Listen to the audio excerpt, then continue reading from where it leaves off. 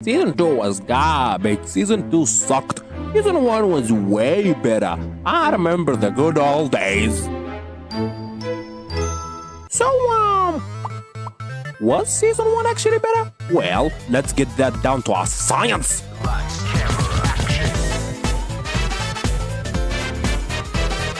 Okay, boys and girls from hell, we here at Vivziepop Incorporated, which for short, have had enough of them speculations, theorizations, and name colonization. For here, we believe in science, and science tells me one thing and one thing only. We can't just let any mumbo-jumbo normie-ass looking bum enjoy their own opinions. Nah, brother, when we come to ask the very important question, was Season 2 of Helluva Boss a downgrade in total quality? Well, some might try to brainwash you with all this opinion pollen halls, but it is I equipped with the almighty science. Yes, I stand tall to tell you the difference between a wimpy-ass Family Guy fan and Disney live action watching, solo leveling liking, Soldier 76 playing, Husker and Angel shipping, FIFA playing, Big Mouth supporting normie-ass bitch. بالعربي الناس الزبالة اللي هو انت وانا افضل منهم. And so here I am to tell you how we're gonna do this. I'll go giving a very objective, inarguable, unmistakable, incompatible rating of every episode within the confines of these two seasons. And by using my amazing calculus skills that I have learned through my many years in Vivziepop University, and that's by simply dividing whatever we get next by how much we had. And that's the mean for those of you who are born in 2025. Then, and only then, will we get an objective quality of all these seasons, my friends. And, by the way, if you're asking, IMDb and Rotten Tomato be damned, I, being the head of Vivziepop Inc., alone can determine the quality of these episodes. In other words, my dang video, my dang rules. Oh, and here are the numbers. 10. A flawless masterpiece that'll stick with you for a while after you watch it. 9. That's just freaking amazing and one of your all-time favorites. Heck, it doesn't even have to be plot. It could be perfect like 10, but unlike a 10, it wouldn't necessarily stick with you for the rest of your life, you know? And 8 is still amazing, still no actual flaws and everything is top-notch, but it just doesn't have that kick, you know? That one important thing that allows it to achieve greatness. 7 is where we finally start to notice some flaws. Like, it's good, but every time you come to praise it, you always see yourself going, yeah, it's amazing, but, you know, there is that one thing, that one but. 6, it's just like 7 all over again, but it's no longer a small problem anymore. Like, it's good, but that's a very big problem, Your Honor. 5 just means it's fine. It's just fine. With all of the rest, it was just good, but there's a but. Here, it wasn't even that good to begin with. Like, it wasn't bad, but it wasn't great, it's just fine. Or maybe it was amazing, but the bad just equals out the good, or the good just equals out the bad. It's With 4 now, it's just, I feel nothing. You're not quite boring, like, you don't put me to sleep, but I always forget you're still here. You're nothing. 3. Okay, with all seriousness, you know how 7 was amazing, but it just had that one flaw? Now it's just the opposite. It's all bad to forgettable, but it has that one saving grace. 2 is just plain bad. You're like the most pointless piece of shit to ever live. Your writing, your characters, your world, it all just sucks. I regret watching you and I got nothing from that experience. And 1 is something that actively makes me angry. If 2 makes me feel nothing, 1 leaves me feels angry and upset. I hate you, I fucking hate you, and you make a good argument for why AI should destroy us all. Well, other than these things, considering how music is very important to both Helluva Boss and Has Been Hotel episodes, I think that it's fair to give extra point depending on how good these songs are for said episodes. Okay? Good? You got all that? Good. We can finally start now. Alright. Theme music! Wait, the pilot? Am I catching the pilot? I mean, its canonicity is questionable at best. It even got removed from the playlist of the show in Viv's YouTube channel. Whatever, I like it's on. Man, I forgot that Millie's voice actor got changed. Are you trying to crush his dreams, Moxie? What? I thought I knew you. The prince is our boss's boyfriend.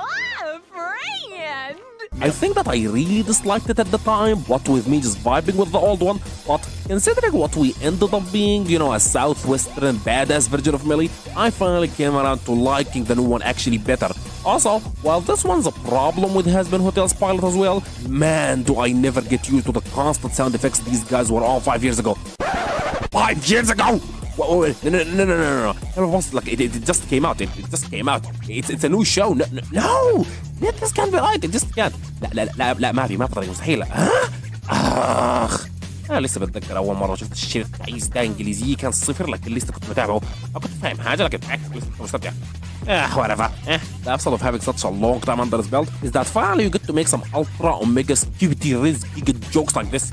69 views. Oh yeah. I'm kinda just realizing I have no segue to take this bit. Subscribe. So other than Millie Stollis also got his voice changed, and man did that MF get the exact opposite treatment of everything that was in here. When I'm lonely, I become hungry. And when I become hungry, I want to choke on that red of yours. Your and lick all of your before taking out your and with more teeth until you're screaming like a fucking baby. Anywho, I have been thinking. You know, I have been permitting you to access the mortal realm less than legally for some time now. He was this scary, intimidating figure in the pilot. Now he's this cranny twink who's way too trashy love stories. He was this forward going in a very aggressive way. Now he's this shy, pretty boy who's just trying to match Blitz's energy. He was originally supposed to send them some various missions to off humans because he liked death for some reason. Unluckily, they got him a new dude whose voice matches his new personality. As for the rest, Blitz, Luna, and Moxie were just kind of stayed the same. Other than that, there is actually much else happening in this flick. A lot of random new grand type humor where they just swear and chaotic shit happens.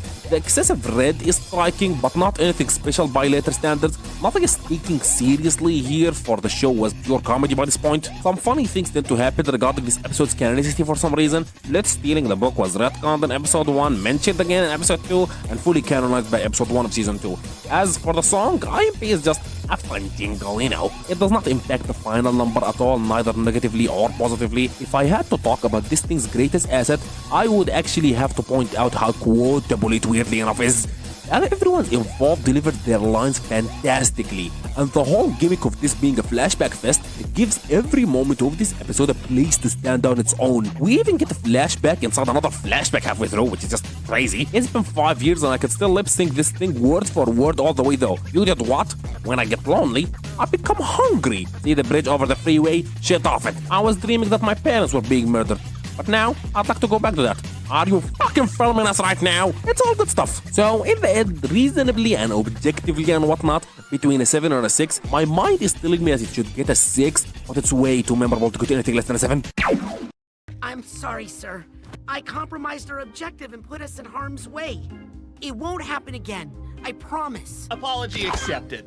But if you ever pull a stunt like this again, I will fuck you and your wife.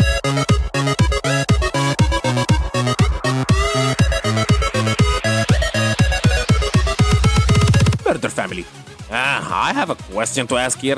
Does anyone actually like Murder Family?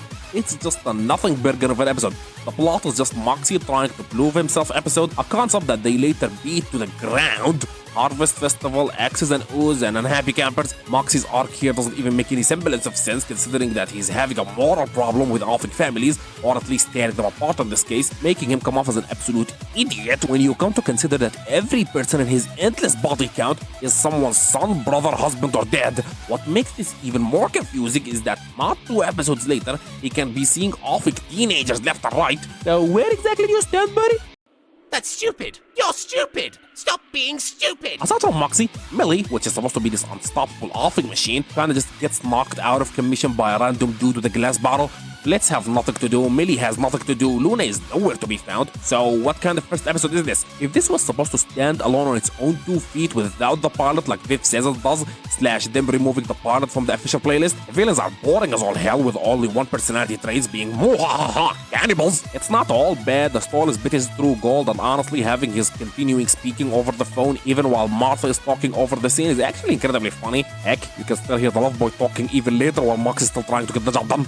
Well, you and I are jelly sandwiches all night. Other than that, there isn't actually anything in here for me to like. Good Morning was an even shorter song than the already short IMP, with the purpose of that just being that Good Morning was just a setup for a new ground style edgy joke. In the end, while Murder Family is not actively bad, there isn't much good here either. Hey, question. Am I the only one who finds Miss Mayberry incredibly damn? Both her human and demon form are hearts, man. What do you mean she's a lesbian? That bitch was married to a dude when she was alive. If anything, fucking Martha just makes her bi. Huh?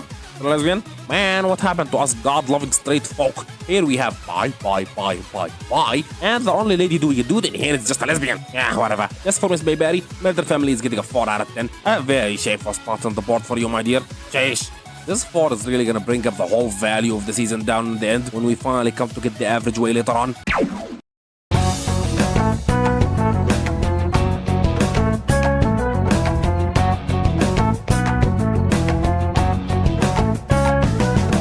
If before I was wondering who actually likes Murder Family right before this one, now I'm wondering, is there anyone who doesn't absolutely love Loo Loo Land? The beginning is amazing, the end is amazing, the middle is fine, it's just fine, but we'll get into that when we get to that. What? Why, hello, my big-dicked Blitzy. What?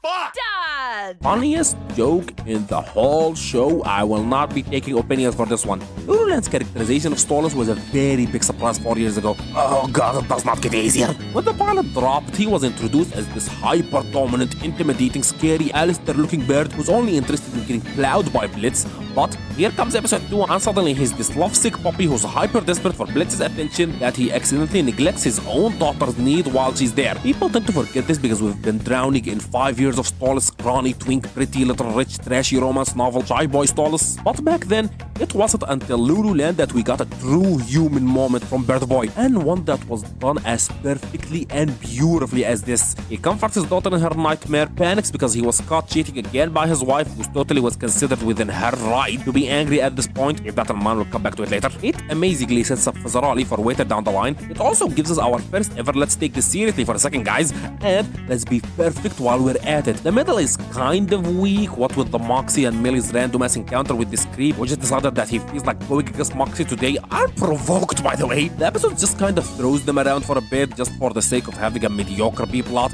As for the songs, You'll Be Okay isn't anything special musically, but it was our first truly jaw-dropping piece of animation visually. And as for Loo Loo Land, the song's kinda catchy, but it's just a fun jingle and our second ever reference for Hasbro Hotel, so that's nice I guess. And RoboFizz animation is just out of this world. Also, it has a much more enjoyable antagonist than Martha and the gang. What's with the nice little questions it sets about Blitz's past, the show usually isn't that good with subtlety, but this right here was just the right amount of fake. Doesn't linger on it for way too much, nor does it play it too much drama. Very nice. As for the song itself, as far as short little numbers go, I'll take IMP any day of the week over this. All in all, I didn't want to give this a 9, like I really do, but it doesn't have that one thing that blows my mind, you know? And the middle kind of brings it a little short of achieving that in the end, but I obviously just cannot justify leaving it with an 8 quality-wise, so we'll just agree on an 8.5 out of 10. Let's add that to the almighty board real quick, and let's move on. Hey there, sexy. I feel like you and me could have a little fun time in my subscribe dungeon. Cut. Nope, we're not doing this again. Listen, man, these things takes a lot of time and effort to fully script, record, edit, and render. So, if you want to make it all worthwhile for me, you could just simply subscribe. You know? Thanks a lot for continuing with this silly little thing of mine so far. Back to the ranking.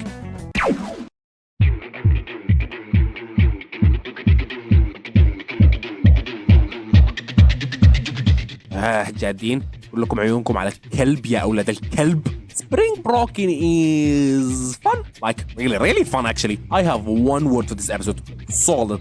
Absolutely solid across the board. Except for the song that is, Baking into Bone Town gets all its lyrics drowned out by its own music.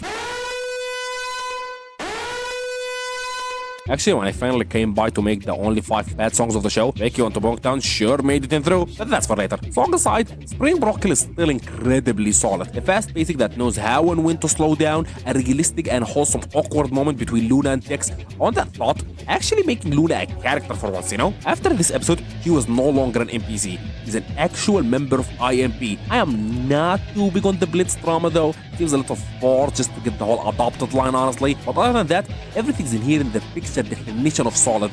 Blitz's rivalry with Veronica is extremely fun, and their banter manages to be fast and loose with the aggression while sounding completely natural at the same time, while never coming out as forced or rushed. They let me out because I'm still famous, and rehab is for sad loser wash-ups.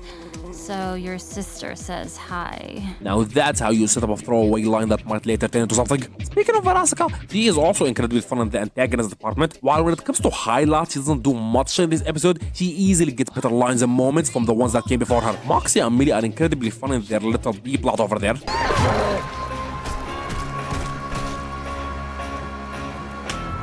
I know I'm showing a lot of clips from this episode, but that's just because of how good everything comes together in the end. That's coming as a huge contrast with Loo Loo Land that had a great beginning, a great ending, and a good enough middle. Also, this is really subjective, then again, what about this video isn't? But this episode is really funny. I am talking like the funniest of the whole show. Get me wrong, not what the fuck, that is still the best joke in the show, but considering the whole episode is an entire package, Spring Broken has more than 10 good jokes under its belt. Actually, this whole comparison kind of summarizes my feeling about this whole thing pretty well. Take something like Jujutsu Kaisen and Chainsaw Man for an example. While JJK have a much better looking single moment than anything in Chainsaw Man is an overall much better looking show than Jujutsu Kaisen. Or, while it does not possess as good moments as JJK's hardest hitters, Chainsaw Man tend to excel more at the moment-to-moment screen time of the show. Everything's good, everything is solid, it just has a higher regular standard than JJK, but JJK has a better single moment standard. Sadly, because of that, I do consider Loo Loo Land to be a much better episode than Spring Broken. While Spring Broken maintains a much more consistent level of quality than Loo Loo Land gives me a big, strong, emotional moment that stick with me for more than everything in Spring Broken, propelling Loo Loo Land from its 8 to its current 8.5. And because of that, I really cannot justify giving Spring Broken anything higher than an 8 out of 10. It's overall more consistent, but it doesn't reach for the sun, you know? A very respectable place on the board nonetheless. Next.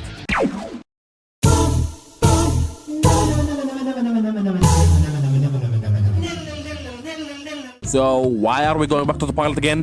C.H.E.R.U.B is the pilot all over again in terms of style, pacing, and tone. A hyper-silly, comedic-based episode with no heart in the end, and nothing is taken seriously. Okay, this one is really weird to rank. As far as comedy goes, it's on par with the pilot. The gags are good, the timing's on point, the ferry/cross-up outfit are absolutely adorable, the fast pacing never slows down, and that's it, I guess? There is really not much else to say about C.H.E.R.U.B. Honestly, its only problem is just how normal it all is, except for the final fight that is just this shit slaps. الطير الأول والطير الثاني وقته وكان يا أخوي وقته وكان. This episode has the same qualities that the pilot had, a series of quotable funny lines, couple that with the fast and loose style of pacing and swearing, giving it a lot to remember it by. Unlike a nothing burger like Murder Family, I still remember money. Shut up, dear furry. Oh yeah, no. But what else is there? The antagonists in C.H.E.R.U.B are lame as all hell, and Cletus's voice makes me want to shout the Arabic equivalent of cunt. Welcome to heaven. Guess you did something good to get here, and good people deserve to give loved ones special blessings.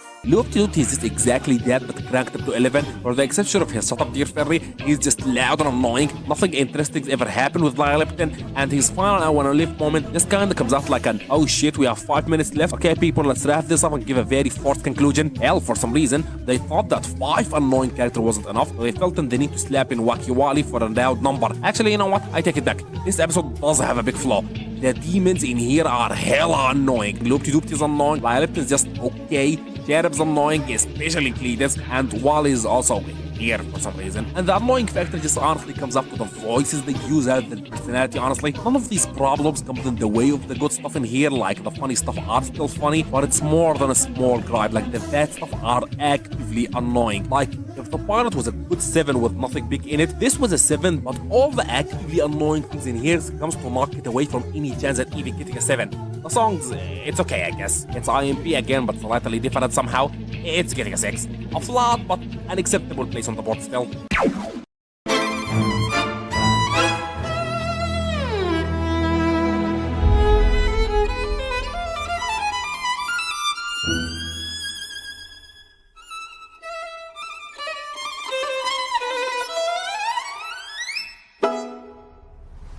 Now, I do not know what kind of dark magic their hiring agent is performing, but I'm still in shock over this. إذا كان عندي عملة لكل برنامج في أمازون برايم اللي يذكرني ب The Walking Dead هيكون عندي عملتين واللي هو ما كتير لكن غيره انه حصل مرتين صح؟ Sadly, Harvest Moon Festivals is one of 2 episodes that get worse and worse every single time I watch them. Like, I remember absolutely loving this thing on first viewing. The backgrounds are absolutely gorgeous as ever. Striker is a blast to watch as an antagonist. On Moxie's choking scene is the first truly intense moment in the whole show. The tone is on point, the dimming of the color red makes it truly demonic, and it's absolutely beautiful to look at. Aesthetically, the scene itself is horrifying. Also, I don't know which one is it, but someone's in the animated team really wanna fuck Striker. All the scenes just have this dim, horny tone to them. His fight with Moxie and Sweet Victory, and his final encounter with Blitz and the Ed. It's something, I guess. But all of that could only help an episode that's already good, not to save a mediocre one. First off, why are we doing a Moxie proving himself plot again? Did we already do that in episode 1 with Murder Family? And just like that one, this Moxie's plot is also incredibly boring. Also, for a show with as much freedom to do what it wants as this one, why is the hell is their using of Striker this predictable? He appears and he screams surprise villain, and lo and behold, surprise villain. Something to note on here that this was the first ever episode to show us that Stolas feels anything besides lust towards Blitz. Cause even at Loo Loo Land, he's just kind of fishing for a cheap fuck while he's in there. While in here, he is actively looking that he just enjoys having Blitz around, which was something that helped the show transition into its hyper-fixation on these two way later down the line, which was just a little controversial to say the least. Speaking of something that will get controversial later on, by this time, even though we see still plotting on getting Stolas assassinated, he was looked at as more of an understanding, like not agreeing with her, but just seeing it as something you could understandably see her do up until now, especially that. And again, Stolas was just a cheating husband, nothing more. But, you know, get to that when we get to that. There was a running joke around season 1 regarding how the show was just refusing to utilize Mary for anything other than fight scenes at this point, while Moxie, Blitz, and Luna all got a lot of screen time in episodes just for their out-of-action personalities, and this episode did not help with that whatsoever. Millie is just the wife that's supporting Moxie, then she's saving Moxie, then this happens.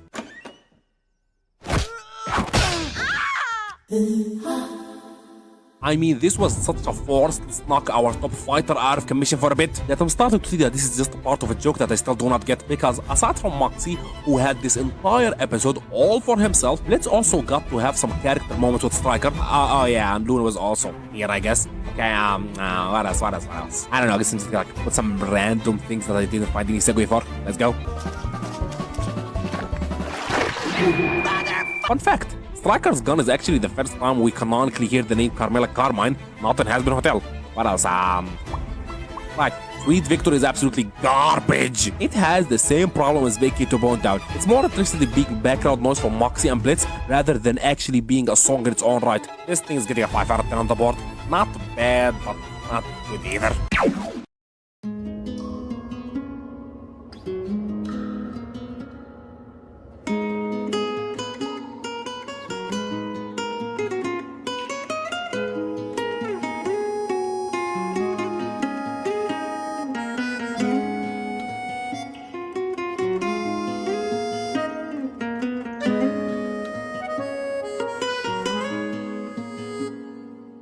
I remember way back in 2018, I was just getting enrolled into high school. Undertale was the only thing on my mind after my 5 Nights at Freddy's phase, and I did not speak a lick of English. Heck, to some extent I barely do. But regardless, I was still into small indie animation, especially Undertale animations. Glitch Tale, Underverse, Choco Tale, and everything's in between. But then suddenly, I see the most striking art style that I have ever seen in my entire life. A thumbnail for a song that belonged to a still in development indie animation. Inside of every demon there is a rainbow. It was fat, it was beautiful, it's musically fantastic, and amazingly striking. Also, there was Alistair. I did not know what it was about this radio deer freak, but past me thought that it was his favorite character design / personality / presentation in the history of everything. To some extent, I kinda still do. By that point, Babyfoot Samwaba did not speak a lick of English, and he did not know what any of the lyrics mean. But Babyfoot did not care. He loved it. And then, not long after, the full pilot got released, and Babyfoot Samwaba was obsessed. He watched it over and over and over and over and over again. He memorized every single line in that one episode. He did not understand what they meant, but he could not care less, for he could still tell you what they said word for word. He was in love and he could not wait for more to be released. But then, and out of nowhere, another pilot got released. It was this random thing called Helluva Boss or something. It still had Viv's name on it, so he decided to check it out anyways, and he loved it. My teenage self found that the pilot was the funniest thing he had ever seen. Also, considering that people in Sudan or in Arabic culture in general just do not swear as much as English Americans do, these two were actually my first time being introduced to this level of vulgarity. And because I was still just a wee little Vivziepop by that point, that was all new to me. It was fast, it was crazy, it was a roller coaster. And even though my opinion on that episode changed a lot as I grew up, I still find both these shows to have my absolute favorite art style of all of animation, even to this day. But then, as time passed on, my mind was never blown up again. I lost that sense of wonder that I used to experience every day. I got used to these things, and I found myself more gravitating into things with either something meaningful to say, or just some simple works of anime that had me enthralled by their sakuga. Something which Western animation usually could never accomplish. So, I just passed by every episode of this show just to have a little laugh every now and then. The Pilot, Murder Family, Loo Loo Land, Spring Broken, C.H.E.R.U.B, the Harvest Moon Festival, they all came and went. And, just with that, I was okay with it. And then, a new episode just came out. I was at a friend's house at the time, and then I got a notification that the new episode just dropped. We had nothing better to do, so we just connected my PC into the TV and just sat down to see what silly little thing they had this month. But then this happens!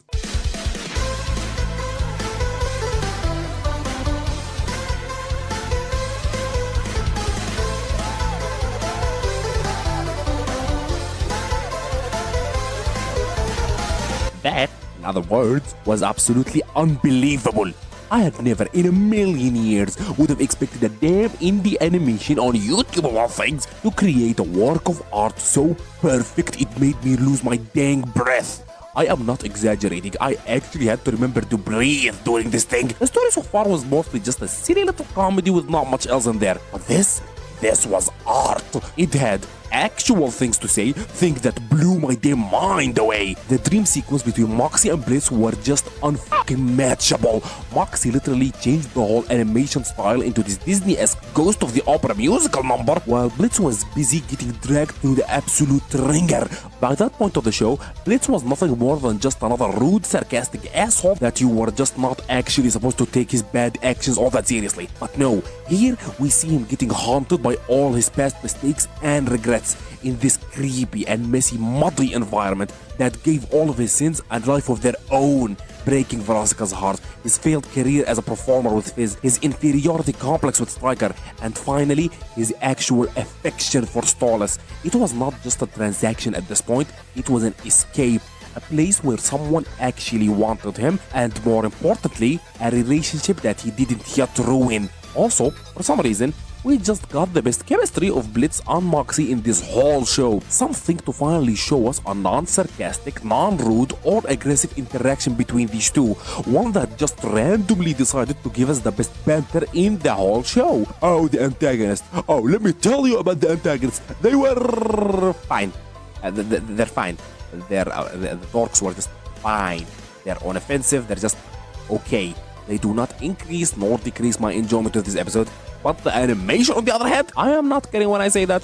I was truly losing my faith in Western animation fight scenes by that point. Aside from Rise of the Teenage Mutant Ninja Turtles, I really could not think of any well-animated animation fight scene that was not developed outside of Japan. Avatar: The Last Airbender, Japanese animated studio. Castlevania, Japanese as well. Samurai Jack, Justice League, Ben 10, they all had like a 7 out of 10 when it comes to their fight scene animation. But then, this crazy thing happened. Rotating 360-degree shots left and right, like it's nobody's business. Sakuga moments so detailed it gave Naruto a run for its money. They do hard, sometimes bordering on insane little things everywhere. Do you know how impossible chains are to animate? Well, you didn't know by watching this damn thing, because they make it look so damn easy. And this wasn't just some random ass mindless god of high school / solo leveling mindless meat slapping. No, every part of this heart stuck to its character's complete unique personality while fighting. Luna's hyper-aggressive attitude, Millie's playful yet fast jumping around, Moxie and Blitz's growth as equals not 2 seconds earlier.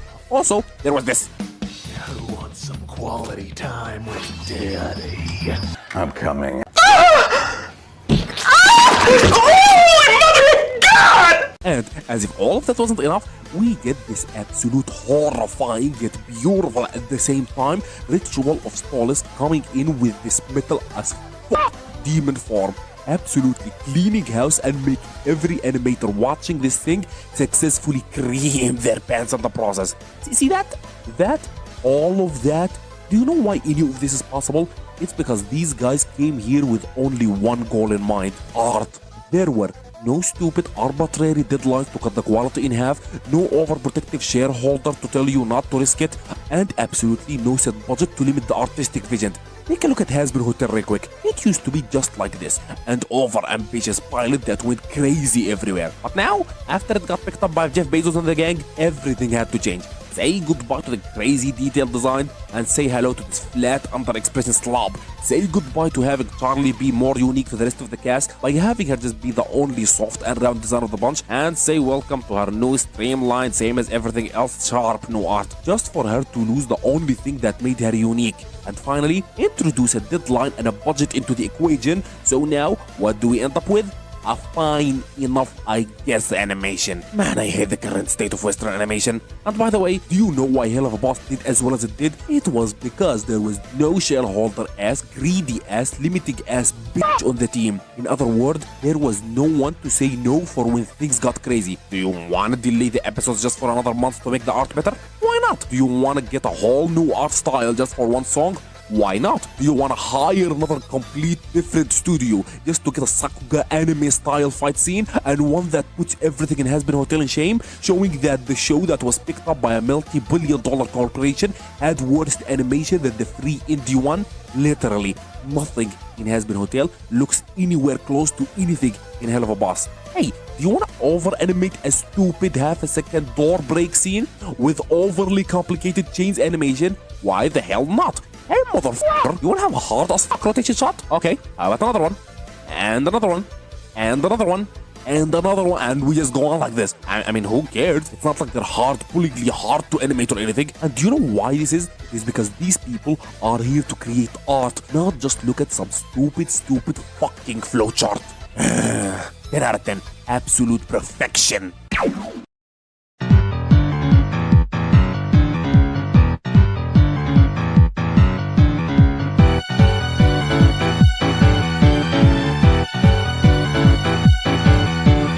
Oh lordy lord, someone better tell the police because this bitch is on a streak. How do you follow up the best episode so far? We just do that again apparently. Did we have good backgrounds? Nah, not good enough. Let's get more. Did we have good world building? Nah. Let's just introduce the whole scenes into the shebang. Did we have hard as shit animating moments? Mother brother, nah. Let's get Fizzaroli introduced and just have him flex his animation even harder. As if the animators in the audience were not just getting edged enough. Did we have rotation shots? Oh, as a boy, did we have some mother brother rotation shots? Well, apparently not nearly enough, my friends. Did we have good songs? Well, how about the absolute best song Vivziepop had ever wrote?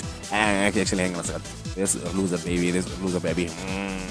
Nah, House of Oz yes. It was close, but House of Oz doesn't have an animation mistake where they forget to animate the characters' arms. Yep, that's the standards of which we decide in Vivziepop Incorporated. Between episodes 1, 2, 5, and 6, we were getting small hints here and there about Stollis' ever-degrading personal life and his ever-growing attachment towards Blitz. But to actually see him being this desperate for affection and love, literally going above and beyond overkill for this idiot, just to eventually fall back on old habits and get both their hearts broken in the end, was absolutely masterful. And by the way, I know that fans love to debate who's on the wrong and who's on the right in every single interaction between these two, but...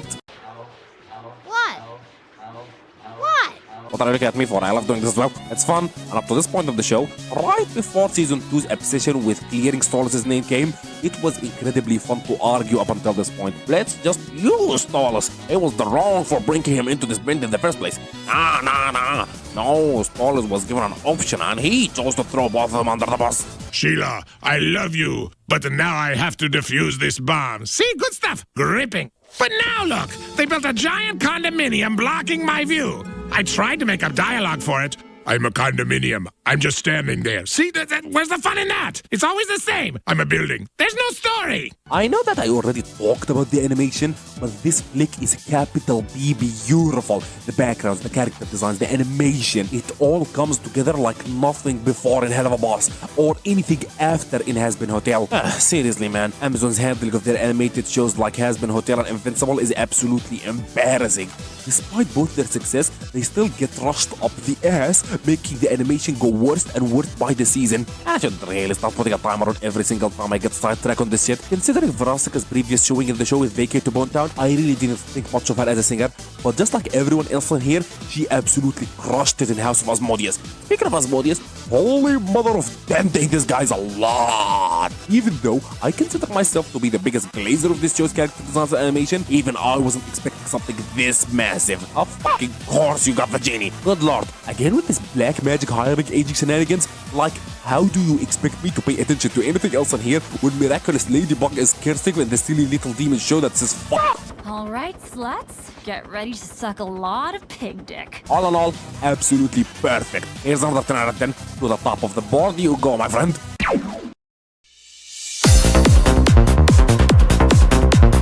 Okay, guys, this is enough. Episode 6 had the best animation that I have ever seen in an indie animation project, period. Episode 7 had the best art/background and song that I had ever seen in any indie animation. Surely.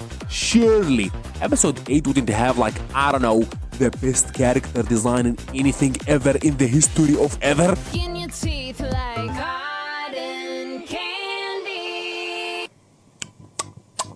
Nah. Oh my god, Queen Bee is crazy. First of all, our second Luna episode this season. So when we come to see all the episodes that put the characters in the center and front, we count. So that leaves us the count as 3 episodes for Moxie on account of Murder Family, Full Moon, and Half Truth Seekers. 3 episodes for Blitz on account of Spring Broken, Truth Seekers, and Ozzies. 2 episodes for Stolus on account of Loo Loo Land and Ozzies. 2 episodes of Luna on account of Spring Broken and Queen Bee. And 0 episodes for Millie. I wonder if that's gonna become a recurring theme. Okay, so first of all, this episode is an animator's wet dream. The backgrounds are out of this damn world. The animation is impeccable. And Queen Bee, Beelzebub herself is, something. Good lord, what am I looking at? She changes color depending on the mood. Her hair and stomach are these ever so moving lava lamp thingies, and she just schmoves. Like, you don't understand. This bitch schmoves. There isn't a single second where this ADHD freak isn't being over animated as all fuck. Oz be damned, this is the pinnacle of character design. Okay, if I can take my eyes out of the pretty little card for a second, Luna is portrayed perfectly in here. Like, since her pilot appearance, I was fully expecting to absolutely hate her or at the very least find her to be wherever. But no, her attitude over the show, especially in this episode and Spring Broken, just shows that she isn't just some doom and gloom bitch, but just a normal angsty teenager that's just trying to make friends outside of her adopted family.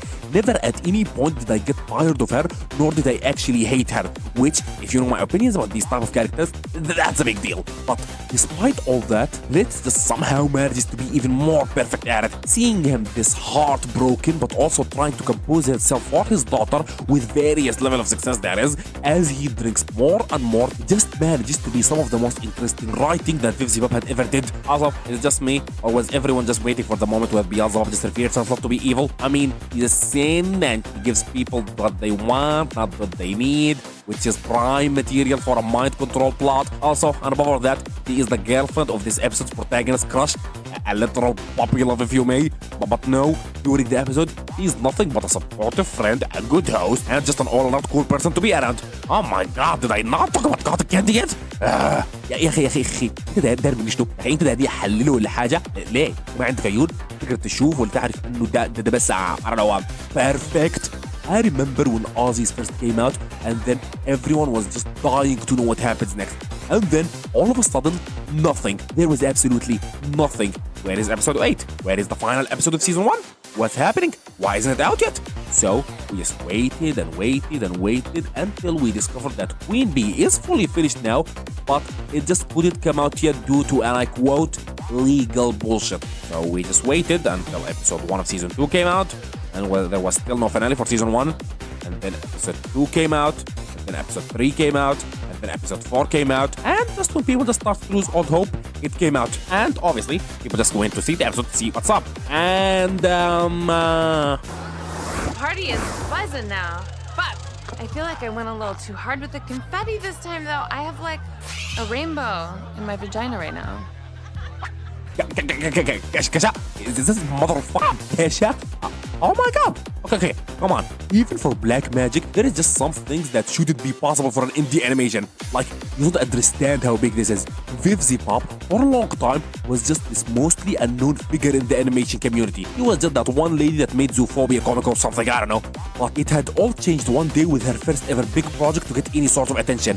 A Zoophobia style animation to the song Die Young, sung by none other than her favorite singer, Kesha. So, to travel all these years later, and as a finale for the first season for her most ambitious project to date, she had decided to end this season with bringing the person that had started her journey to begin with. I said it once and I'll say it again, man do I love indie animation. Objectively speaking, plot-wise, this episode should be like an 8 out of 10, but god damn it, am I just tired of pretending that when I look at something and I say that thing looks pretty, that should count for something. Now yes, you could say that the out-of-this-world character designs, amazing background, a pop of a song, and just overall the things that are just pretty to look at, they are just secondary to the plot. They're just some bells and whistles that made the experience smoother, but that's just it. But here's a counter argument: my video, my rules. And here in Vivziepop Incorporated, bells and whistles elevated from 8 to a 9 out of 10. Into the board you go. Okay, now with all these pretty little numbers taken care of, now we can use the power of science to once and for all determine the actual quality of season 1. And I'll be honest, for someone that did not at all get impressed during the pilot, episode 1, 2, 3, and 4, or 5, I truly mean it when I say that I did not expect the absolute hardest pickup in quality from episode 6, 7, and 8 so far. It even shows in the music now that I'm thinking about it. IMP was fine, Good Morning was meh, You'll Be Okay / Loo Loo Land were just nice, Vicky to Bone Town bloody sucks, C.H.E.R.U.B was fine, was just like IMP, Sweet Victory was just awful, and then all of a sudden, Bad Trip was the first amazing song that we ever got, Ozzie left us all in shambles, and there is truly could not have been a more perfect end to the season than bringing Kesha in there to sing us Cotton Candy, bringing everything into a nice full circle. Now, with all that being said, let us get to the numbers, shall we? Episode 0, the pilot, 7 out of 10. Episode 1, Murder Family, 4 out of 10. Episode 2, Loo Loo Land, 8.5 out of 10. Episode 3, Spring Broken, 8 out of 10. Episode 4, C.H.E.R.Ubs, 6 out of 10. Episode 5, Harvest Moon Festival, 5 out of 10. Episode 6, Truth Seekers, 10 out of 10. Episode 7, Ollies, 10 out of 10. Episode 8, Queen Bee, 9 out of 10. Okay, let's take all these, combine the number, that's gonna give us like 67.5 real quick, and by dividing these numbers by the 9 episodes that we got in this season, we end up with a final ranking of 7.5 out of 10 for season 1. A perfect description if I say so myself. We have 3 episodes that ranked badly, 3 episodes that ranked amazingly, and 3 episodes that ranked between 7 and 8. Getting a very acceptable, yet not perfect, 7.5 out of 10. هي اسمحي يا زفت الطين، أنا ما أنفقت آخر شهرين من حياتي عشان أنت ما تشترك سامعني. خلي عندك شوية دم يا حمار and just go down there and subscribe. Let's jump into season 2.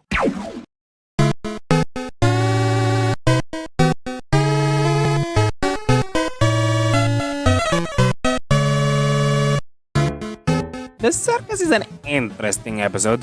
Remember back in Harvest Moon Festival how I said that it was one of 2 episodes that got worse and worse every single time I rewatched them? Well, with the circus being that second one.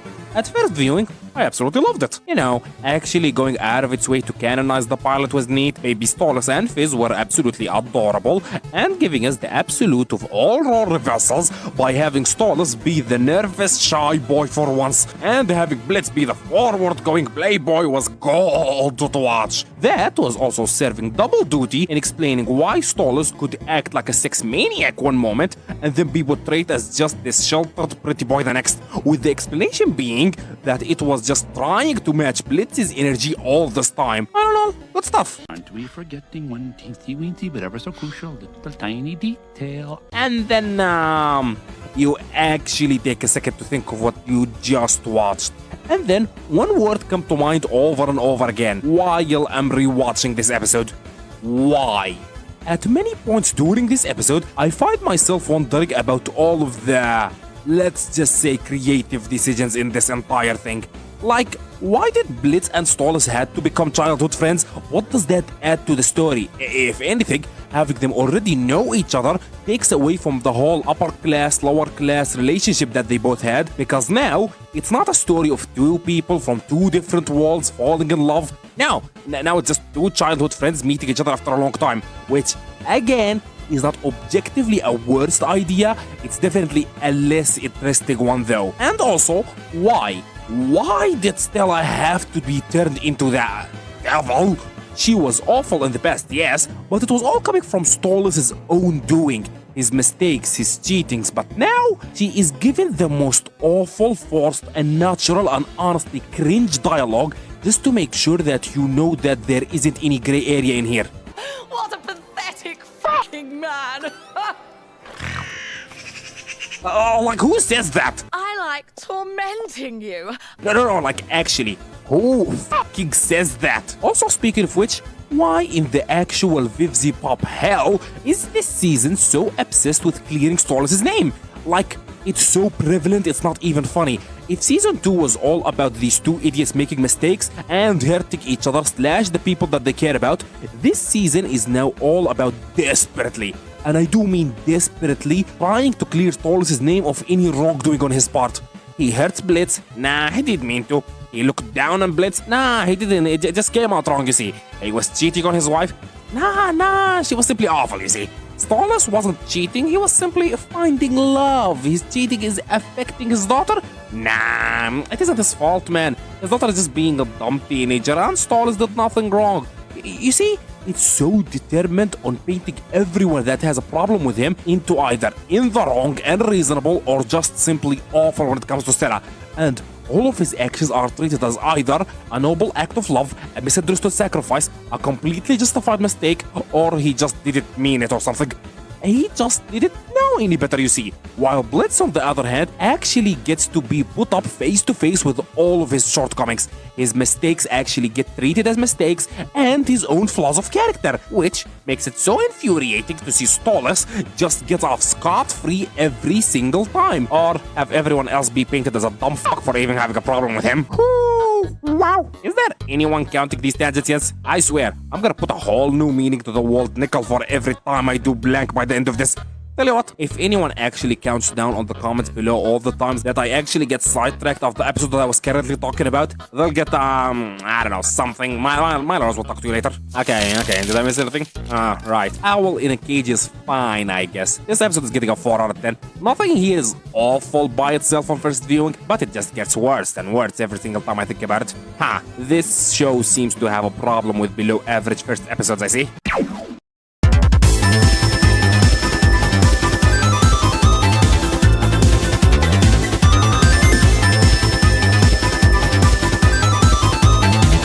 Okay, the Circus wasn't a good start for season 2, sure, but to be fair, season 1 also had a bad first episode before striking gold in episode 2 with Loo Loo Land. So, how is seeing stars? Well, it's complicated. Okay, that's just me being harsh. It's good. Let's just start with that, okay? Okay, just like season 1, episode 2 was all about Stolas and Octavia starting with her happy days in her childhood and a promise to never leave her side by Stolas, just to have that promise challenged by him neglecting her. By accident, of course.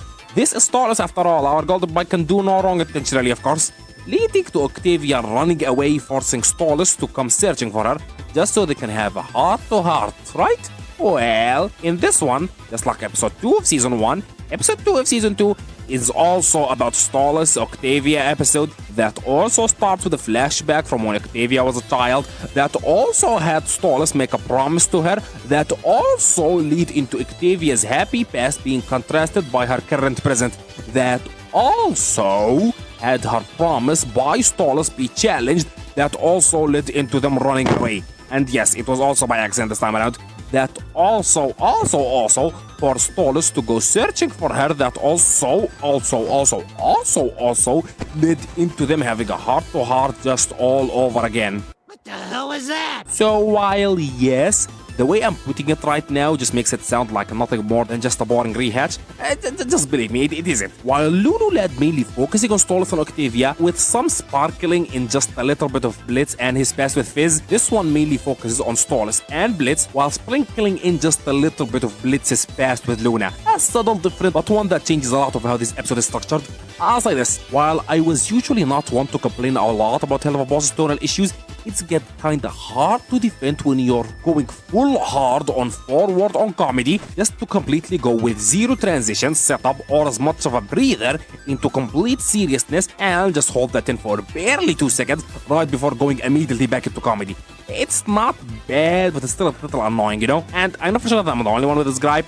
Okay. So, here's the timeline of events regarding this episode. So, Ozzie's happened, and then everyone and their mama are wondering what's happening with Blitz and Stolas now. And ignoring that episode 8 came out late into season 2, episode 8 came out, and then we see Blitz dealing with the aftermath of Ozzie's. Then episode 1 of season 2 comes out, and then we see Stolas dealing with the aftermath of Ozzie's. And then episode 2 comes out, and these two meet again, and nothing.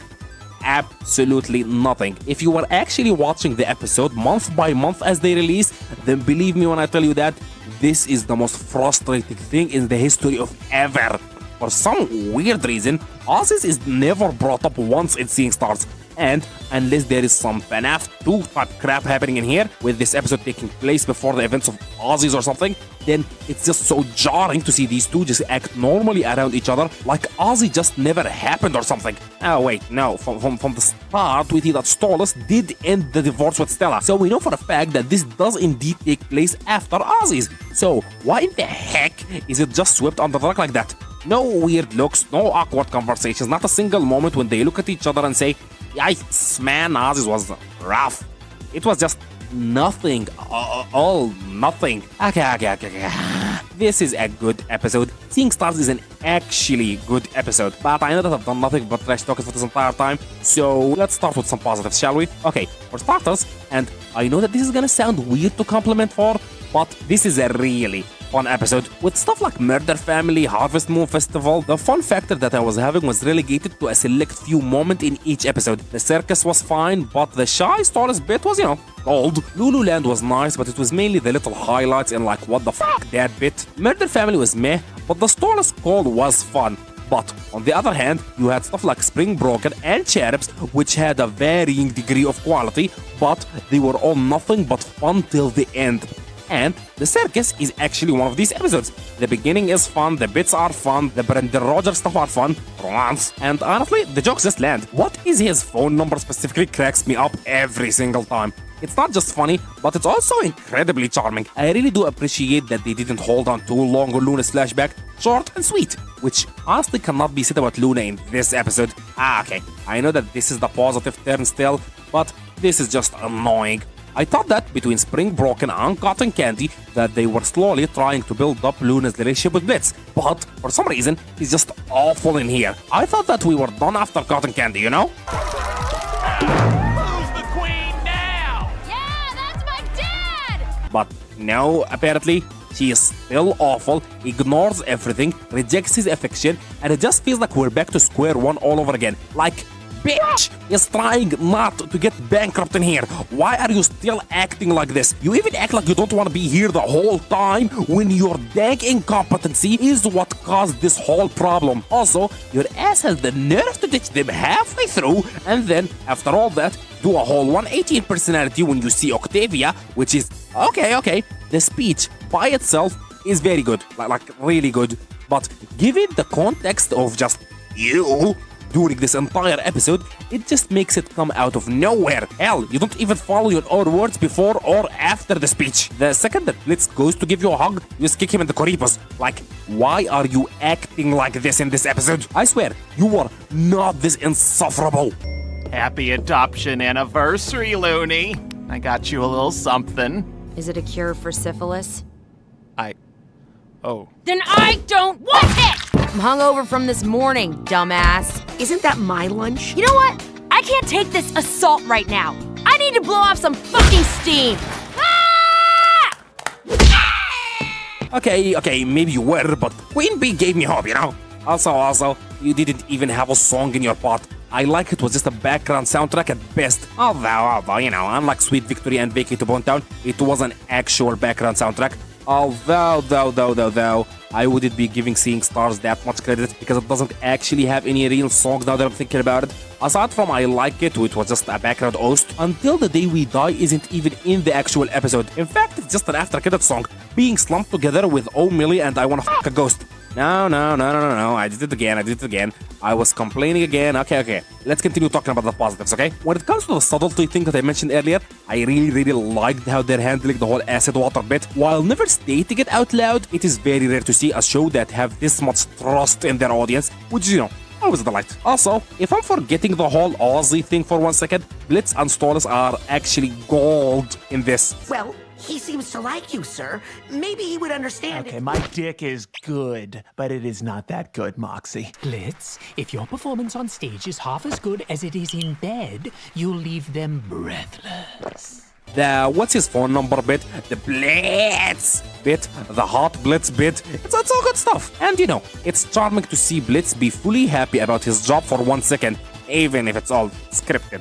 All in all, while yes, the good stuff in here are really good, the bad stuff in here aren't small enough to warrant a 7. Anything this notable is getting nothing more than a 6 out of 10. Next.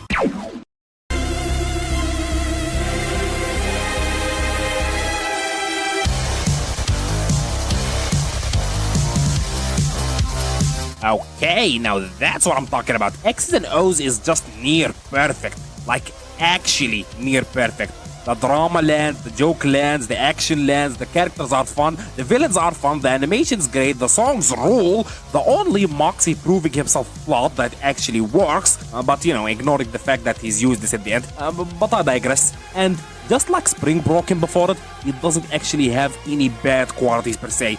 Crimson is a delight of a villain, and unlike Stella's boring forced dialogues ass, his actions comes out completely naturally for a guy like him. He's a mafia boss that surrounds himself with toxic masculinity, of course he's an abusive father and husband, and of course he's homophobic, and above all else, he's actually fun to watch. Chaz is just a good time all around, and for one key detail, he does not overstay his welcome. Looking at you, C.H.E.R.Bs. He comes in, does his bits, then dies. Perfect. Just like Spring Broken, it feels like every joke lands in here. And what's even more impressive, the drama is even better. Moxie's backstory is both sad and disturbing, without looking like it's trying too hard to do so. That's actually something that all of Helluva Boss's backstory do nail now that I'm thinking about it. As far as the songs go, Jazz Time was a ton of fun comedically, and Beach Boy was just an adrenaline rush. I don't actually have much to say in here, like what do you actually want me to say? This episode is flawless. Yes, it doesn't have that one thing that will propel it to a 10, but honestly, this is the easiest 9 out of 10 of the whole ranking. Good job. Next.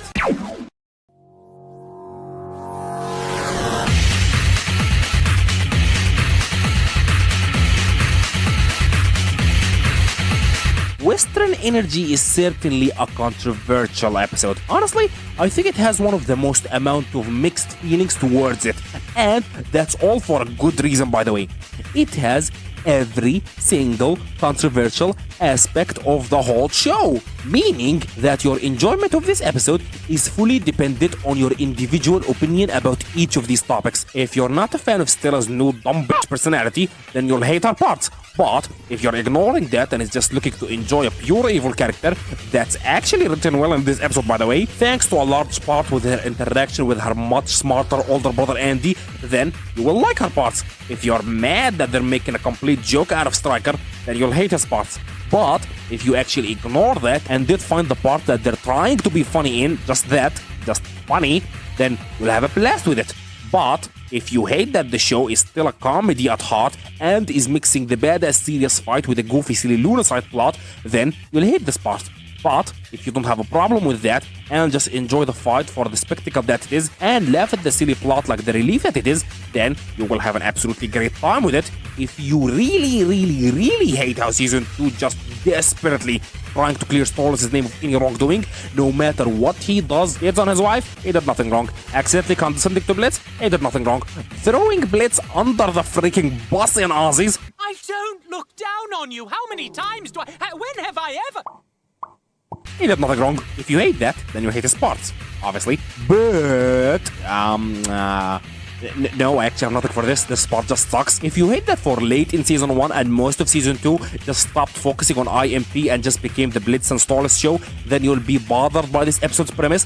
But if you're okay with that, and again, just watching it for what it is, you'll see a lot of great writing to be found in here, and so on and so forth. Actually, this episode serves as a great case study of everything controversial about Season 2. So, even though this is obvious, I'll still remind everyone that this is just my take and I'd like to hear yours in the comments. Wait, no. What are you doing, dummy? We here at Vivziepop Incorporated do not shout out to the lowest common denominator. We're here to use science for an objective take, not just sit around and whine. Oh, it's my opinion. Seriously, I still cannot believe that there are some people that need every video to remind them that it's just their opinion because they are just too dumb to understand objectivity, leading to every single ranking/top video to just have this filler line in it, just preaching to this dumb fuck of saying, don't be angry guys, it's just my opinion. Oh, hello long tangents, my old friends. Back to Western Energy. Actually, for once, I'll be going against the popular belief in here.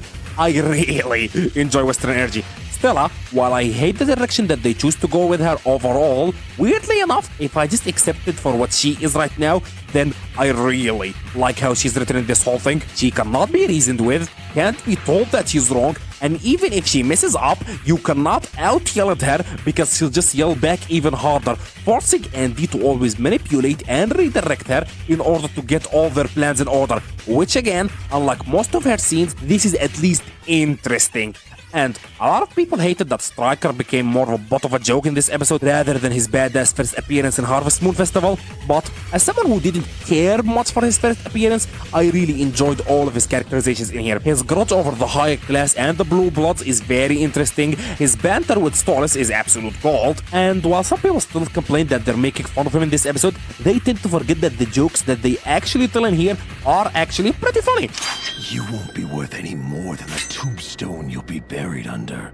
Blitzy says far dirtier things to me with much sharper objects at my throat. His song rocks, his new voice actor nails it even harder than Roman Rodriguez did, and even going 2-on-1 against both Millie and Moxie, he still did manage to whoop both their bums without breaking a sweat. So, I really don't understand the whole they ruined Stryker argument in here.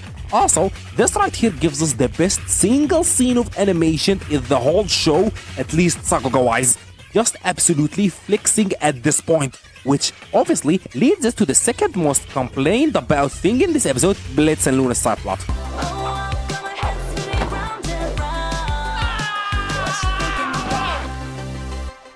I kinda dig it. Like, don't get me wrong, it's not high art or anything like that, but it's not really trying to be. Most people tend to complain that something as silly as this ruined the seriousness of the scene, which makes me ask, what seriousness? Every other line of Stryker followed up by a joke, and then followed up by a very intense moment. His threats get cut off, his choking gets cut off, his everything, honestly, now that I'm thinking about it. From his song to his stabbing moment, which leads us to believe that the people that are hating on this subplot and say that it's too silly for what's happening in here are not actually mad that they're ruining the serious moment, but the fact that none of this was taken seriously to begin with, which is, you know, fair. But in here, I mostly try to judge an episode about everything it's trying to do, not what I hoped it would do. And don't get me wrong in here, I know that I'm the first one to say this. This scene rocks. This Luna stuff is incredibly charming, and the Stryker stuff are incredibly badass. Heck, the song turns from this rock type thing into this pop song a beat one, just to emphasize the point even more. It's just fun. Speaking of the songs, Stryker's ballad is fun enough to listen to, and what you're thinking is an absolute pop visually, even if it's basically nothing lyrically, just kind of boiling down to repeat the same words over and over again. And lastly, with that being said, I have some few things to say about the ending in here. For starters, the he can get hurt line is perfectly devastating, showing to Blitz that Stallus isn't just a blue blood, he's a person, which is also by itself is fine, but when you take the context of everything else in here, why is Blitz having this realization again? I don't think ever that Blitz outright dismissed Stallus' feelings before this episode. The only moment you can point to with him being like that is at the end of Ozzie's, you know, when Blitz lashed out at Stallus. But even then, that was because Stallus threw him under the freaking bus, leaving him in no mood or trust to deal with Stallus right now. Like, it's still a great scene, but it doesn't make all that narrative sense once you think about it. And as for the ending, while yes, just like everything else in here, I really do like what's happening here on its own, giving us context of what happens after Ozzie's. I just have one question. Why in the ever-loving heck couldn't we have just gotten that explanation before having them hang out like nothing had ever happened in Seeing Stars? Okay. If Exes and Oohs was just the easiest rank to rank so far, then Western Energy is the absolute hardest. The good stuff in here are really good, and all of its flaws are also dependent on what you're looking for in this show. So, at the end, I really actually don't know. Just off how much fun I had, I want to say 9, but it just had all these mistakes that make me want to say 7, and 8 doesn't sound all that correct either. Tell you what, I'm going with my gut here. 8.5 out of 10. This might come to bite me in the ass later on, but I can't just say that I didn't have a blast with this one. Next.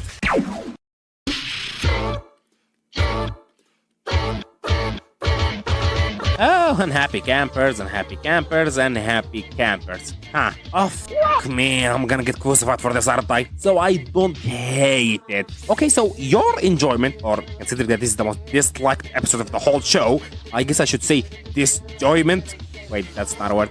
Enjoyment? I don't know. Your hating of this episode will solely depend on how much cringe you're having. And honestly, for me, none at all. Okay, I'm not gonna sit here and pretend that Maxine is some comedy gold or anything like that, but I just don't hate it as much as other people do, I guess. And wait, really? Is that just it? Is that the only reason people hate this episode? Weird. Okay, to be fair, Unhappy Campers feels pretty empty. For the 4th time, Moxie proving himself subplot and Millie supporting him in it. We're just kinda left with criminally short Blitz searching for his sister plot. Wait, is this really our first Millie episode? I think he is. Wait, does that even count? Millie, despite this being kind of about her, it's not really. This is just all about Moxie and Blitz, with Millie on the side doing her thing.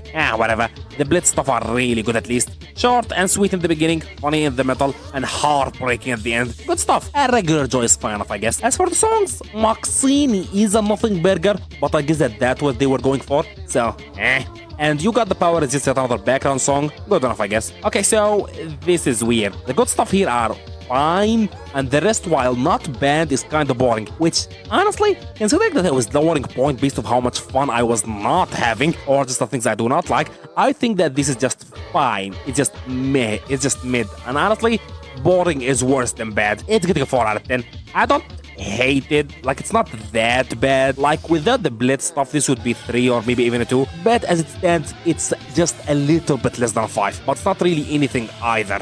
Next.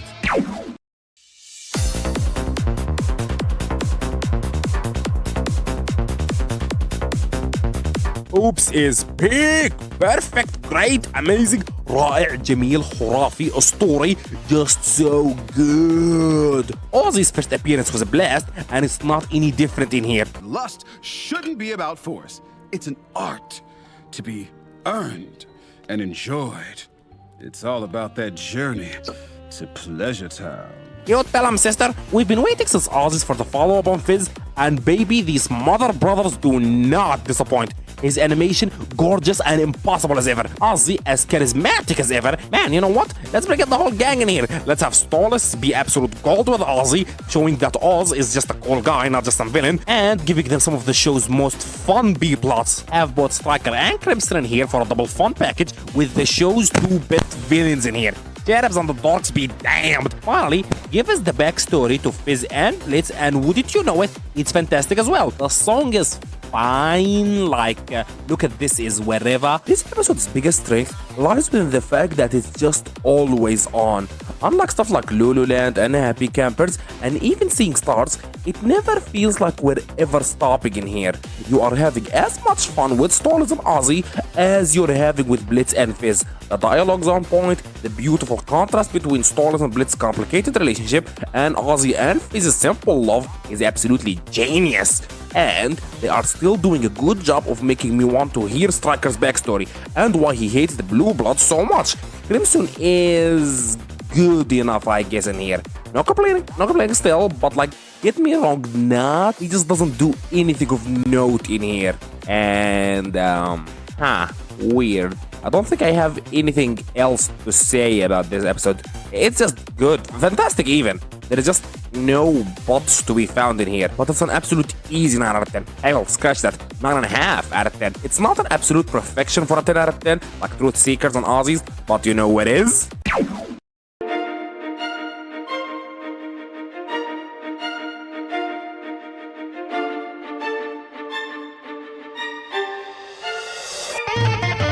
يا راجل إذا كان عندي عملة لكل مرة أديت فيها حلقة 17 من 10 you know there's this bit. Man, Mammon is an absolute behemoth of an episode. Half of an hour long, the production is pushed to its absolute limits in here, and it has 4 freaking songs in this thing, and none of them are background songs. Like, how crazy is that? Mammon, a perfect depiction of a human parasite that lies within the CEO ladder, that'll milk whatever good they had and will gladly offer to cut off both of your hands if it meant that they could get even the slightest profit out of it. And for some reason, Fizz just comes off with a realistic depiction of a heart attack and the feeling that you're not good enough. Honestly, I feel like I'm just repeating myself in here. Every single time I talk about a good episode, all I'm saying like, I like this, I like that, this is good, I like good, which is weird, right? Fascinating, actually. You give me a busted car, and I'll tell you that the door isn't working, the window's broken, and the tires are slashed.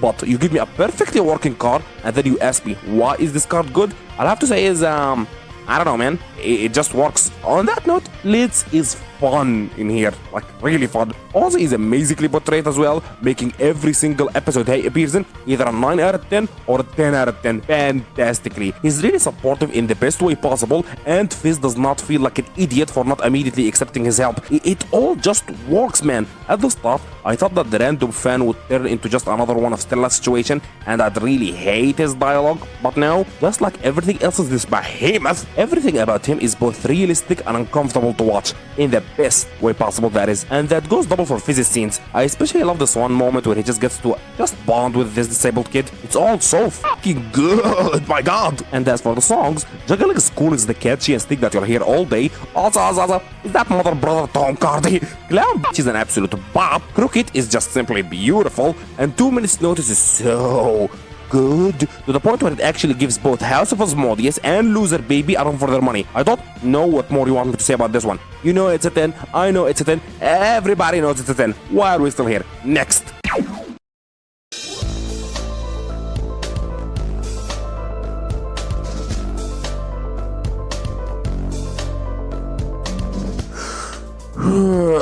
الحلقة دي تعريف بتاع وجع الراس. You know what? Let's start with the positives, shall we? The positives. First, When I See Him is actually a bop of a song and the perfect way to start this episode. Okay, I guess that's it. Let's slam this shit on the ground. Okay, so, full moon. What are we trying to do in here? Okay, here's the plan. Get both Stallus and Fizz together in the same place so they can finally talk it out. Simple enough, right? Yeah, let's do that. So, no. Let's spend the beginning of this episode by wasting some time with the Dorks and Cherubs, the lamest 2 villains in the show so far, then waste even more time with following Blitz around Pride, then waste even more time by a fight that doesn't involve Blitz or Stallus, and just keep doing that until we only have like 2 minutes left in the episode, just so we can have a forced and rushed conversation where it just starts great at first, and then it devolves into la la la la la. Shut up, Blitz. I do not want to hear it. I don't care what you have to say. Nah. Get out of my ear. Get out now. What the fuck? Like, why? Just like, why? Why did it have to be like this? Why did we waste so much time on Dorks and the Cherubs? Why did we have to leave the conversation until the literal last minute? Why did it have to throw all logic out of the dang window and just have Stallus throw a temper tantrum and refuse to hear Blitz out? I always thought that we were trying to get both sides in here, but now all I see repeatedly is Blitz being held accountable for every single mistake he does, while the show pretends that Stallus is just an angel. You were the one that made it all about sex. You were the one that was so condescending to the point where you made him even think that this was all a bit. You were the one that dragged out this entire bit of yours and not be clear about it from the start, even as you see him beg and cry while intentionally being vague about it, just so you can have your big reveal. And then you have the nerves of fucking nerve to just walk out of the room, end the conversation abruptly before Blitz can even get a second to process that you were serious or get a word out, forcing him to follow you around, frustrated and crying over your confusing ass behavior, just for you to say, nah, didn't happen, I never looked down on you, I didn't throw you under the bus, I didn't treat you like a work class, even though you totally did. Was it by accident? Sure, but for some reason, the show still refuses to acknowledge that. Like, what the fuck? 3 out of 10, what a waste of my bloody time. Next.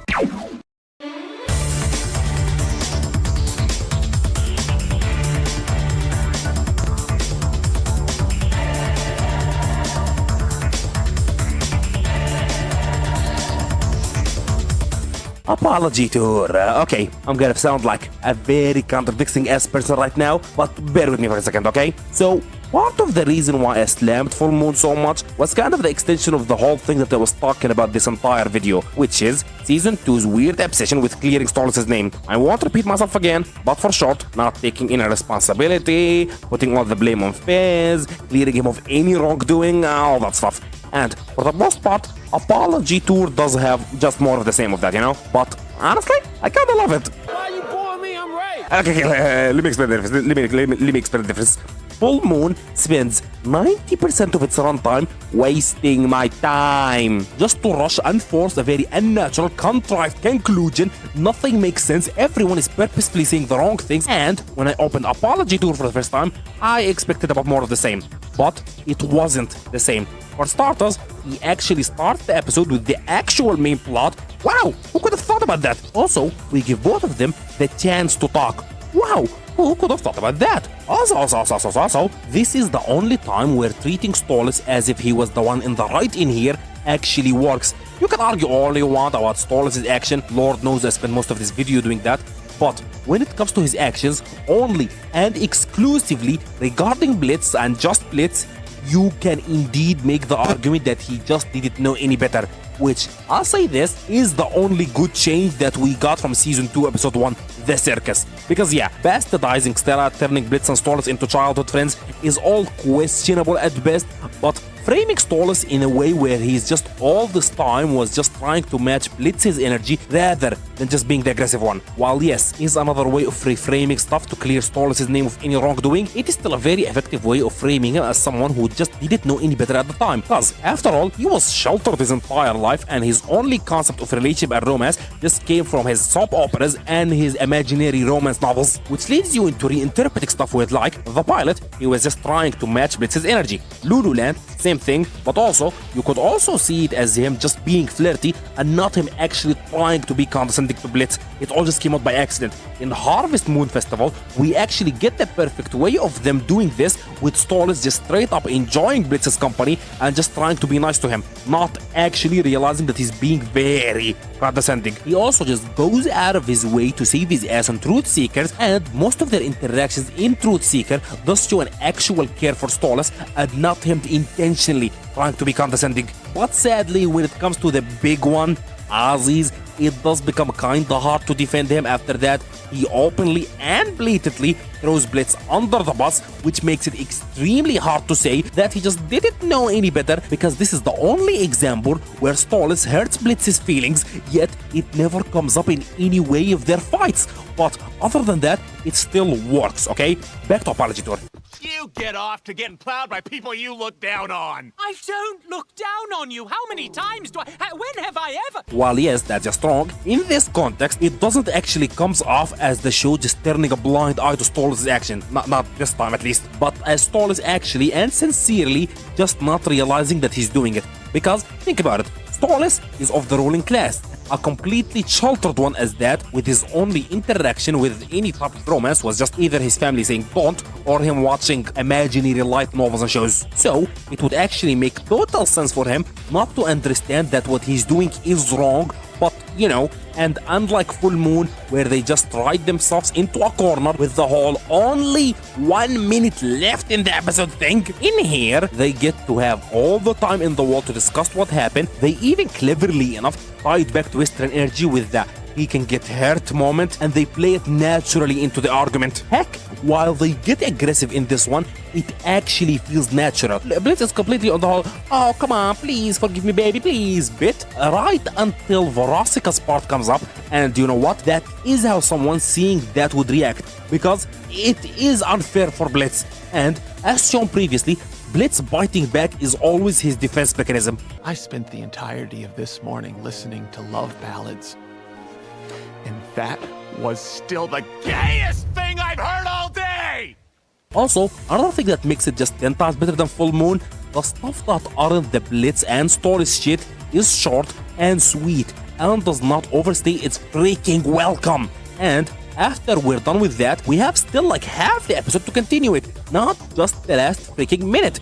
And when we finally get to continue it, we get yet another perfect reframing of previous actions, because when you come to think of it, Verosika kinda did nothing wrong to Blitz. She loved him and he broke her heart. So, for her to actually be the one to give him the stalking is honestly kind of genius. On that note, this right here has just got to be one of my absolute favorites visual storytelling of the show so far.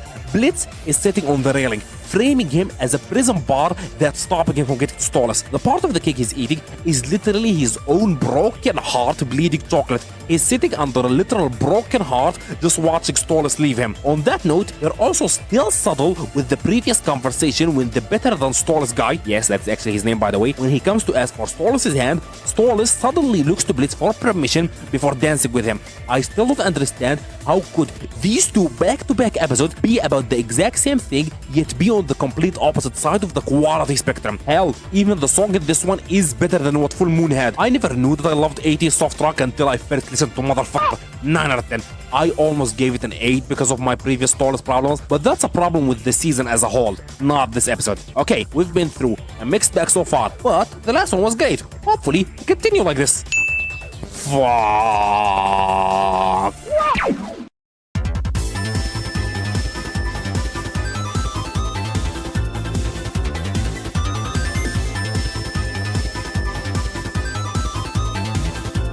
When I heard that they're making Brendan Rogers of all people be the one to mainly write this episode, I said to myself, oh god, I hope we don't just get some random slop shock humor that's neither shocking nor funny. And then this shit comes out, and we get some random shock humor that's neither funny nor shocking. Just like I said in my worst songs list, this episode is not just one episode, it's actually two.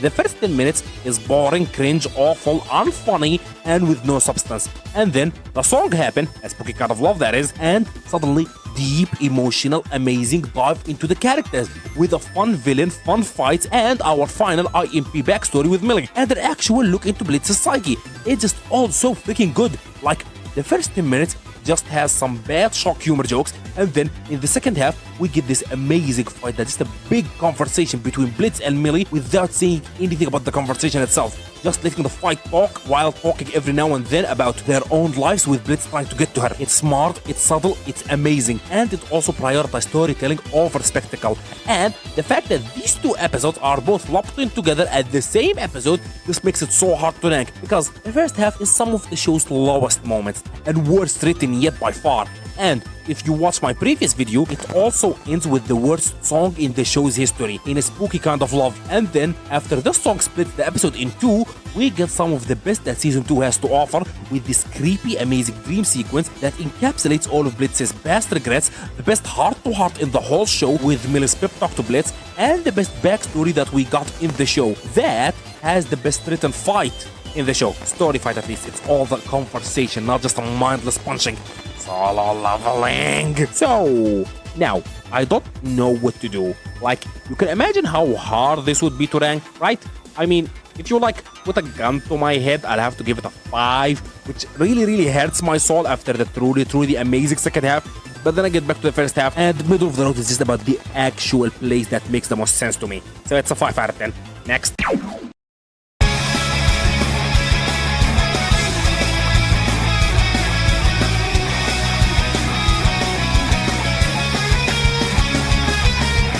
So, you know how I said that there are 2 episodes of the whole show? Ones that I liked on first viewing in Harvest Moon Festival and the Circus, and then they just got worse and worse every single time I rewatched them. So, I guess we're gonna have to make that 3 now, because the first time I watched Mastermind, I absolutely freaking loved it. The song was amazing, the status quo got changed, we finally got introduced to the rest of the sins, Ozzie and Vivziepop came back, Satan was awesome, we even got a Has Been Hotel reference in here. I was in love. But then, man, just like many before it, I took 2 seconds to actually think of what had just happened in here. And so, what was Andy's plan again exactly? So, let me get this straight.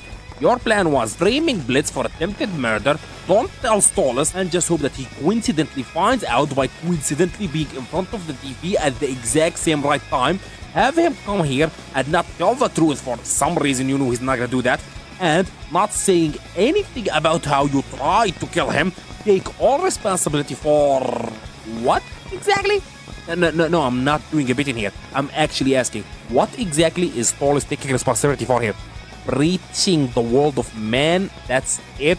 Veronica does not on a daily basis. Hell, the imps will still continue to do that on daily basis, so what's the problem here? Was it the killing of humans? Well, no, because they never actually say anything about that. Also, it's not like they had any real evidence in here. It was just a he said, she said from an untrustworthy known assassin and striker. Also, why in the hell is Latino parrot boy in here?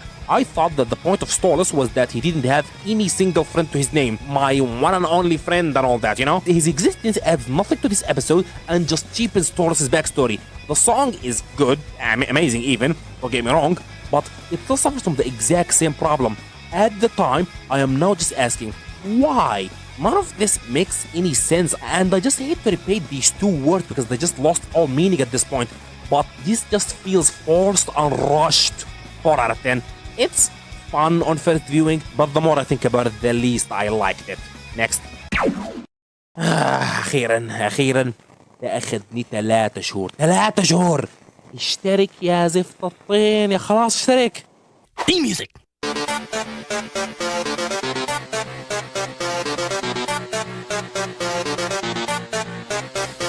Sinsmas, the big one. The episode that defines the word's mixed feeling.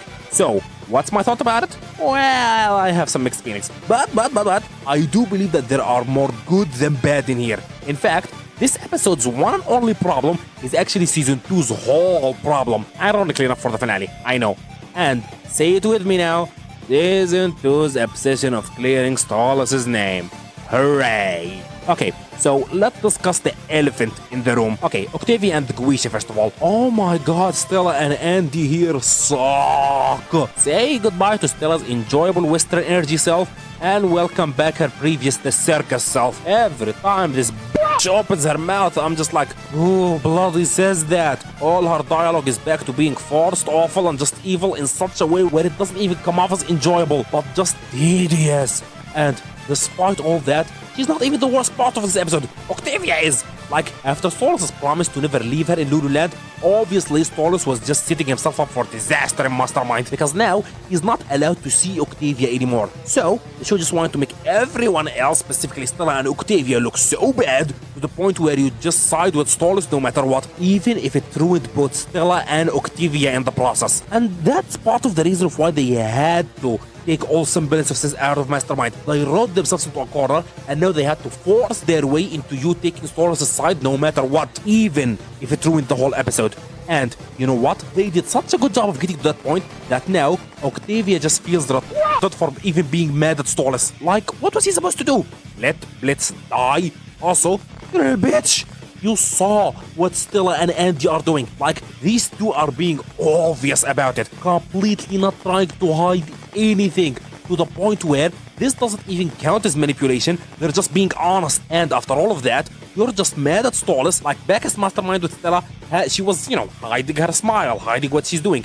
But here, they're just laughing it off and intentionally and obviously preventing you from calling him while actually telling you that they're evil. I think that's what folks call a bad look. A very bad look.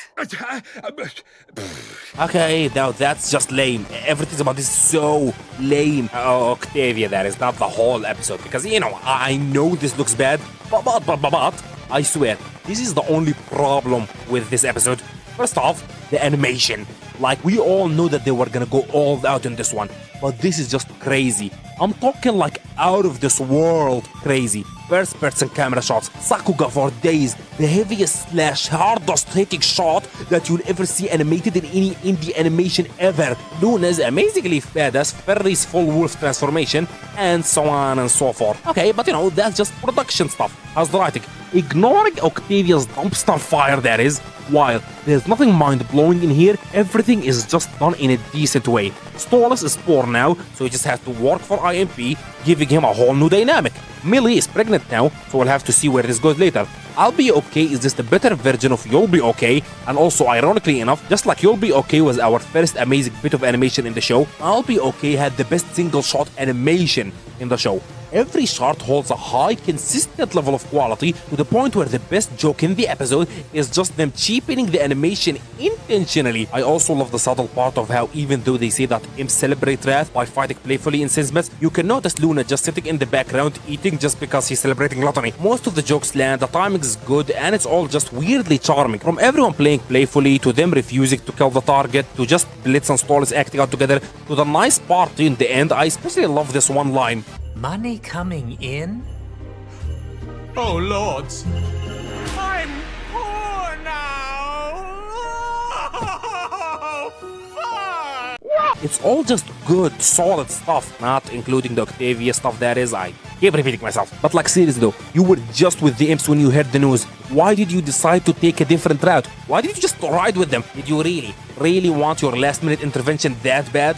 So why in the hell did they scrap the idea of you getting your old demon owl transformation? That would have been 10 times cooler than whatever lame magic you have going on right here.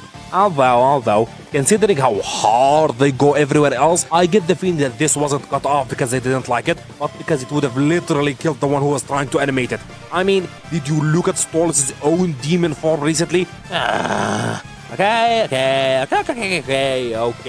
So, I think that I know deep down that this episode deserves a 6 out of 10. What's with the whole big one problem that it has? But Sinsmas goes so hard everywhere else to the point where giving it anything less as a 7 will just feel like crime punishable by reading Rent a Girlfriend to me. So 7 it is.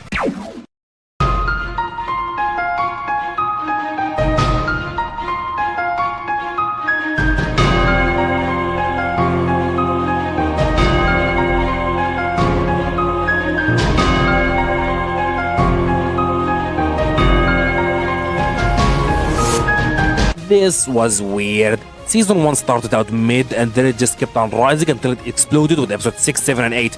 But Season 2's quality was just all over the place. You would get something good, then something bad, then something amazing, then something awful.